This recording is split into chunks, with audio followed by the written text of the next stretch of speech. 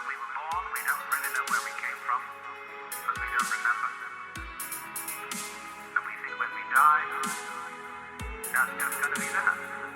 Some people console themselves with the idea that they're going to heaven, or that they're going to be reincarnated, or they're going to another land or something else.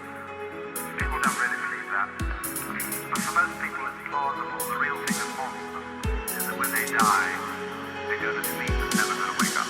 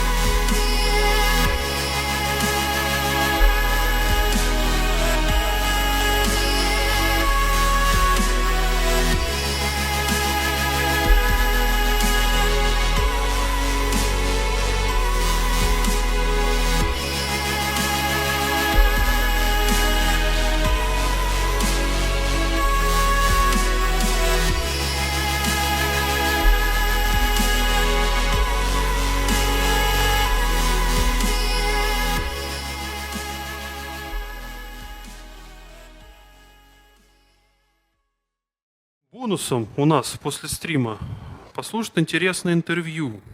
Интервью это будет у нас с Дмитрием, разработчиком всего интереснейшего в студии Eagle Dynamics, в частности, насколько я понимаю, аэродинамики, двигателей и тому подобного. Вы его узнаете, у нас есть и на форуме ЕД. Дмитрий, йо-йо. Ну, интервью у нас будет быстрым, я надеюсь.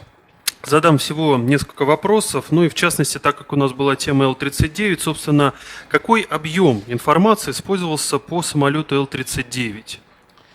Ну, с Ил-39, в общем-то, проблем с информацией не было, потому что к самолету прилагается несколько томов документации. Один из томов – это его аэродинамические характеристики. Летные характеристики, продувки, результаты и записи летных экспериментов и так далее, и так далее, и так далее. То есть целый том.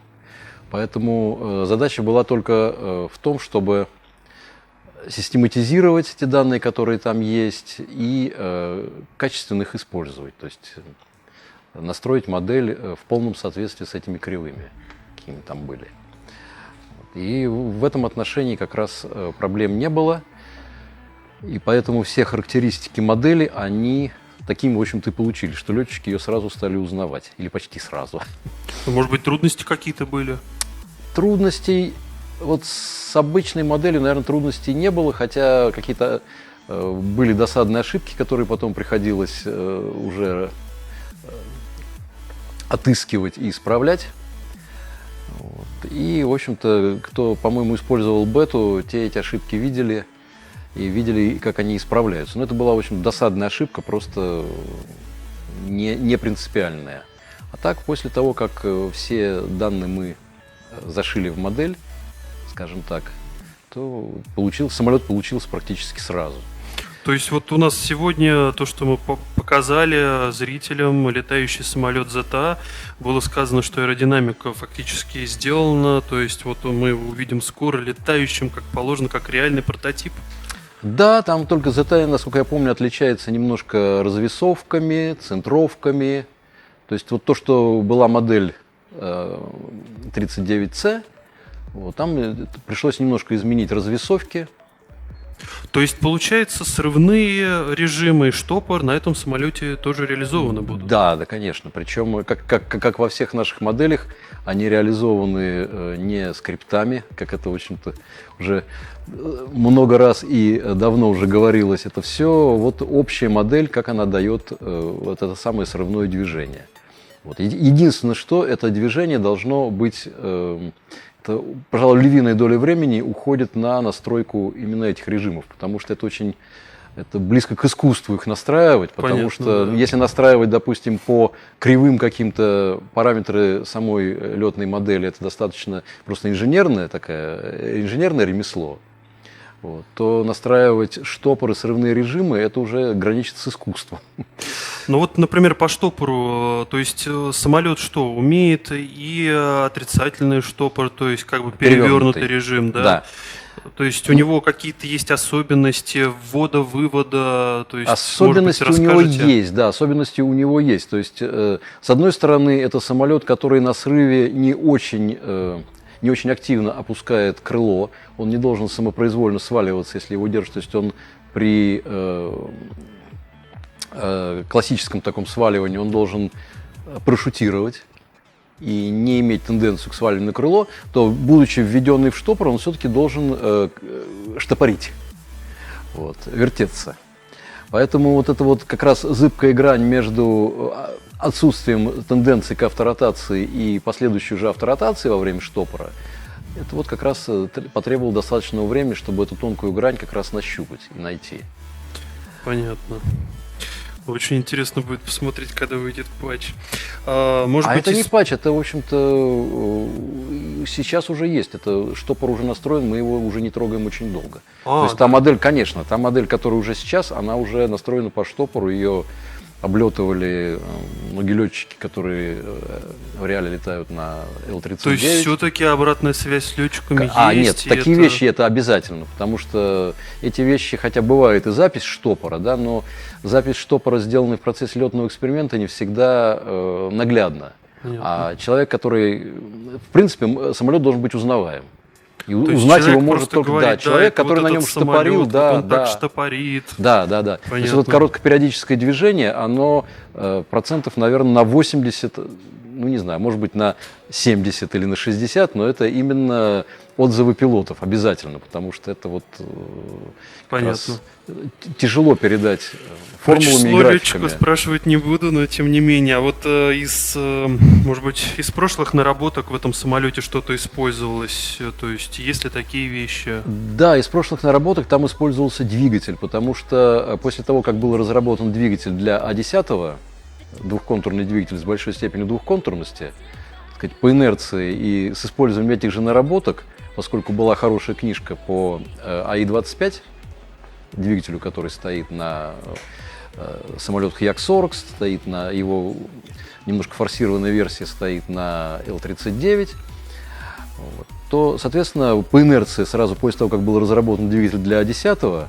ТФ-34, на этом запасе, на этих наработках был разработан двигатель АИ-25, потому что принципиально это одно и то же. Это одна и та же схема, просто отличаются параметры узлов и отличается автоматика двигателя. Вот, поэтому двигатель АИ-25 был, наверное, процентов на 90 разработан тогда. Его кривые тяги, допустим, высотно-скоростные были тогда уже настроены, параметры узлов были настроены, и он лежал и ждал какого-то своего часа. Да, причем это вот он был разработан, когда у нас там А-10 начинался. Я думаю, историки Eagle Dynamics этот год точно знают, потому что я уже немножко начинаю путать, когда это. Но вот с этих лет он и лежал. Вот, и дальше осталось только к нему доделать и подсоединить новую автоматику, которая соответствует именно этому двигателю, ввести там ручной режим, и вот ее настроить. И двигатель был уже фактически готов. Вот. Что дает такой двигатель в плане функциональности? Мы можем, например, реализовывать помпаж. Если помните, на А-10 есть помпаж при срыве в штопор, при больших углах атаки. Там с корневых частей крыла сходят вихри, попадают в двигатель, и, соответственно, получается помпаж. Вот помпаж у нас делается в рамках этой модели. То есть, грубо говоря, на вход модели просто подается воздух турбулизованный, с переменными, там, допустим, параметрами давления и так далее, и так далее. Да, и и модель двигателя начинает на это адекватно реагировать, вводя, допустим, компрессор в режим помпажа. Соответственно, там уменьшается расход воздуха и так далее, и так далее. Вот. В принципе, если, я не помню, рассказывал ли я когда-то про эту модель, возможно, в рамках каких-то интервью это и было. То есть это модель, действительно, которая используется в расчете, в профессиональном расчете двигателей, только поскольку верпилы обычно загоняют эту модель в совершенно фантастические режимы. Бывает такое, Вот. да. И обычно профессиональные модели не рассчитывают такие режимы, как, допустим, запуск. То есть они как-то уже рассчитаны на более рабочие режимы, то есть начиная от малого газа и выше, то у нас приходится всю эту модель делать такой, чтобы она устойчиво работала от начала раскрутки фактически до полного газа. Вот в этом. Да, наши И да, верпилы много могут. и она должна устойчиво работать во всех этих режимах, в которые его загоняют верпилы, то есть и решение не должно рассыпаться этой модели. Поэтому там она немножко даже, сказал, более надежная, чем те модели, которые используются для расчета. Ну, может быть, немножко она по точности проигрывает, хотя, в общем-то, то, что было для 10-го, когда из этой модели мы получали аэродинамические характеристики А10, и потом это все сошлось. Вот, в общем-то, она себя хорошо показала и в этом. И вот такие вещи, допустим, как помпаж от пушки, он тоже там достаточно легко должен получаться, просто если мы изменим температуру воздуха, которая будет поступать скачком, изменим Ну, то есть это температуру воздуха. параметрические вещи, которые Да, это параметрические вещи, контролируемые. которыми кормят эту модель извне, и она адекватно на них реагирует, достаточно адекватно и честно. То есть это такая АФМ для двигателя. Вот у нас сейчас, в принципе, А10, все вертолеты, я имею в виду К-50, производство наверное, К-50 и Ми-8. Ми-8, да, имеющие эти двигатели. И все поршневики, они имеют вот модель вот такого уровня. То есть, Ну, продвинутый фактически. да, это термодинамическая модель, да, с расчетом расхода воздуха через все узлы и так далее, и так далее, и так далее. То есть, в принципе, там используется один и тот же подход. Просто немножко разные узлы и немножко по-разному они соединены. А вот вопрос личного плана, ну, от меня имею в виду. Все самолеты, которые делает Eagle Dynamics, проходят через вас? Фактически. Фактически, да.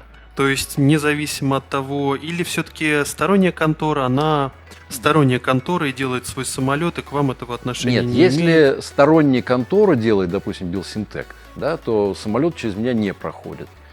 Ну, понятно, что Ми-8, допустим, имея динамику артикулированного ротора там, и двигателей, понятно, что заново их разрабатывать не нужно. Понятно, то есть уже наработки используются. Конечно. Вот. То есть это, в общем-то, была наработка К-50. И те самолеты, которые выпускаются под маркой Eagle Dynamics, они, да, не проходят. Вот именно, то есть Лизернек и все остальное, это ни в все-таки коем отдельные случае, ни в разработчики. коем случае, А нет. так, в принципе, Иногда им помогаем, допустим, если люди говорят, ну сделайте нам для СФМ что-нибудь там рассчитайте, да, иногда, поскольку СФМ у нас уже на потоке находится расчет этих моделей, иногда в качестве, допустим, первого приближения мы помогаем. Вот. Но дальше, если они делают что-то свое, там какие-то модели, мы можем только проверить, наверное, посмотреть потом, но каких-либо консультаций пока такого не было, короче говоря. Вот так мы сейчас общаемся с человеком-легендой Дмитрием Юйо. Спасибо огромное за интервью. Я думаю, на этом можно заканчивать. Спасибо зрителям еще раз, что нас смотрели. Я думаю, это не последний такой выпуск. Еще раз всего доброго.